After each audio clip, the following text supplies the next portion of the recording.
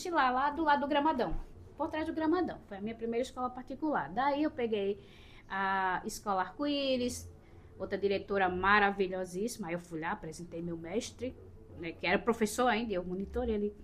Ela, olha, é o seguinte, na minha casa, quem manda sou eu. Aqui, quem está entrando é você, ele pode ser o seu mestre, mas é você quem dá aula, é a você que eu vou pagar. E era assim, né, muito. Por isso que eu disse, eu não sofri muito para me chegar nos lugares. Eu não precisei me impor, mas quando eu chegava, eu já chegava com a postura e era bem recebida. E sempre tive muito isso.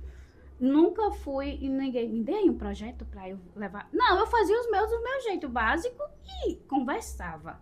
Eu acho que o conversar, as pessoas não olhavam nem o currículo, era o conversar, né? E eu ia explicando como eu fazia e como eu trabalhava. Daí veio a hotelaria, passei, já com 32 anos, a minha vida foi tudo assim, muito. E quando eu passei, já virei gestora do hotel, já fui para grandes hotéis, então, governanta. E eu continuei com a capoeira assim, um dia de folga e à noite, normal. Capoeira continuou na minha vida e foram 10 anos assim.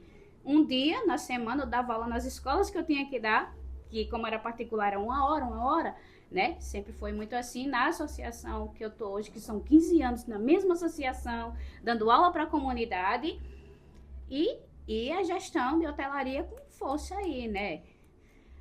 Aldeia dos Índios, é? Aldeia dos Índios. 15 anos ali, mestre. 15 anos. Aí, quando foi em... Passei 7 anos, 8 anos, com a corda de monitora, virei professora. Passei 8 anos com a corda de professora, para até chegar na de contramestra, mais 8 anos. É tipo assim, tudo além do normal. 5 anos, não, eu era 8, passava do... Mas tudo certo, eu estava trabalhando, me dedicando no meu limite, entre a casa e o meu trabalho, e continuando com a capoeira, mas sempre nas escolas particulares e na minha associação, porque era onde eu treinava. Em 2023, foi um ano decisivo para mim. Foi o ano que eu me formei contramestra, né? E foi um ano, inclusive, que eu larguei a hotelaria, a gestão em hotelaria, uma governanta de hotelaria de luxo, né? E larguei um bom salário, por sinal, quando eu peguei o segundo projeto. Eu digo, eu já estava não cansada da hotelaria. Eu já estava com o meu filho, eu queria um tempo de qualidade. E a capoeira estava me proporcionando isso. Eu não tinha estabilidade da hotelaria, mas eu tinha, né, brilho nos olhos. Eu ia trabalhar para dar aula recebendo já melhor. Eu ia trabalhar feliz da vida. Eu ganhava em um dia, isso em 2023, o que um funcionário normal ganha em um mês, que é um salário base de um pai de família que recebe hoje. Eu ganhava trabalhando 4 dias. Daí, quando eu passei a trabalhar mais 8 dias no mês, a gente tá falando, dobrava mais. Não chegava aos pés do que eu ganhava na hotelaria, mas já dava para eu ter uma estabilidade e respirar e cuidar do meu filho.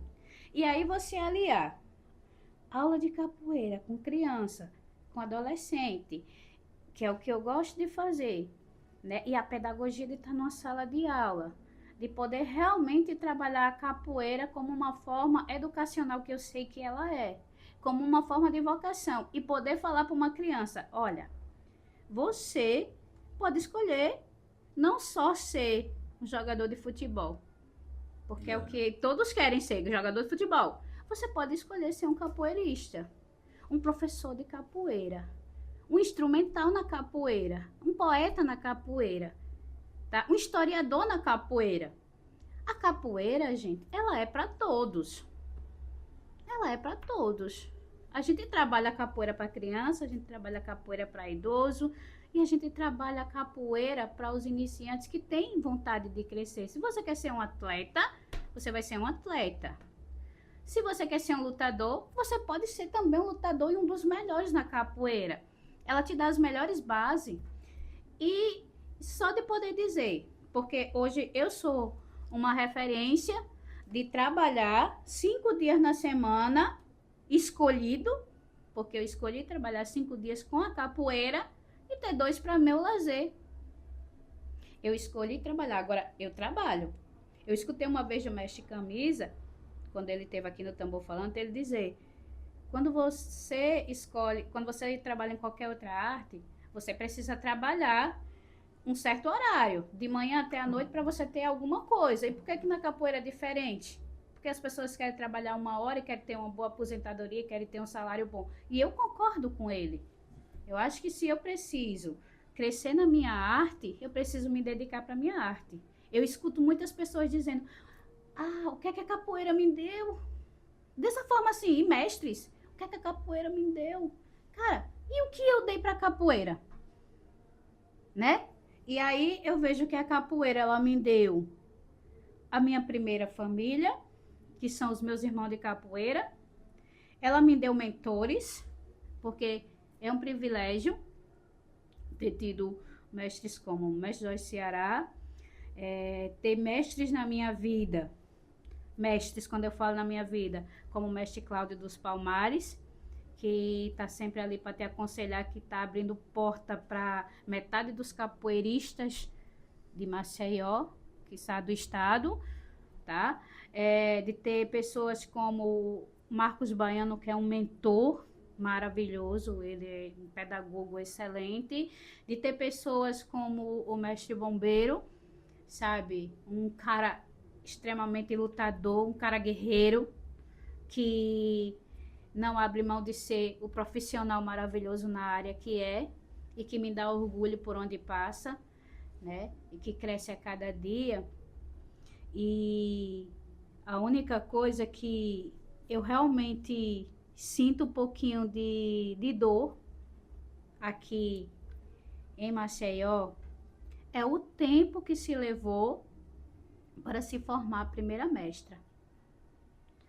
Em Alagoas, a gente tem registros de capoeira de acordo com a UFAO desde 2011, pelas volantes, desde 2076, 1876, pelas volantes, né? Óbvio.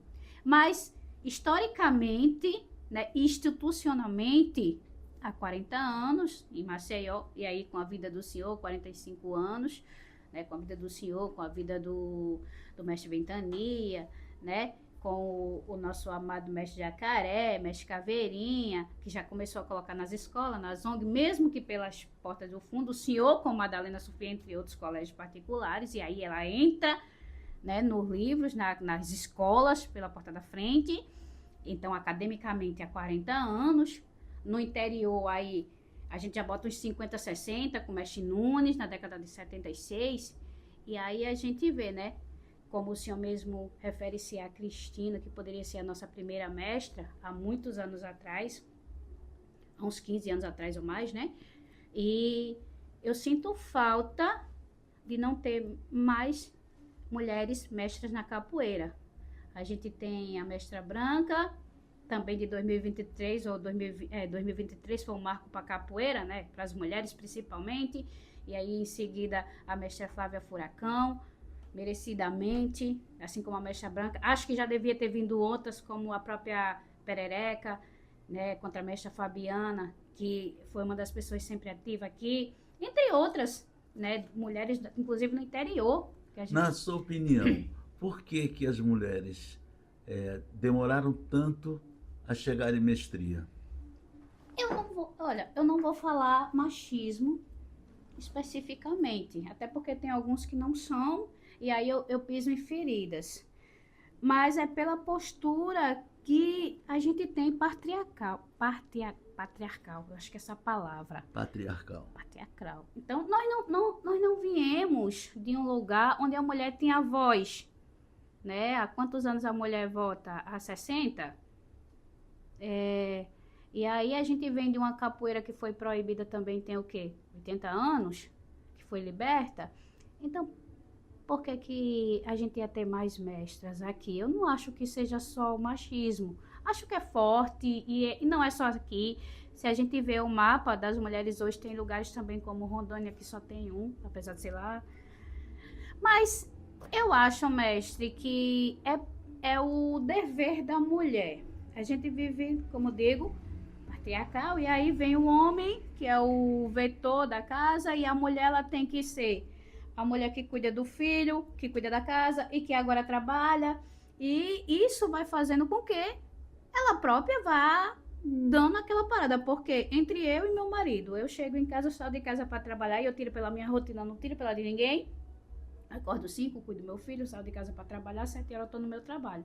Quando eu volto, a primeira coisa que eu faço é cuidar do meu filho de novo, cuidar da casa e tal. Qual é o tempo que eu tenho para treinar? E aí eu já volto 10 horas da noite, que eu já venho de outras aulas e outras aulas. E aí, isso eu tô dentro da capoeira, tô me movimentando. E quem não tá? Que só é o treino mesmo, mas você cansa. Então, hoje eu não vou. Mas não é porque ela tá com preguiça. E aí tem outro fator que eu sempre discordo.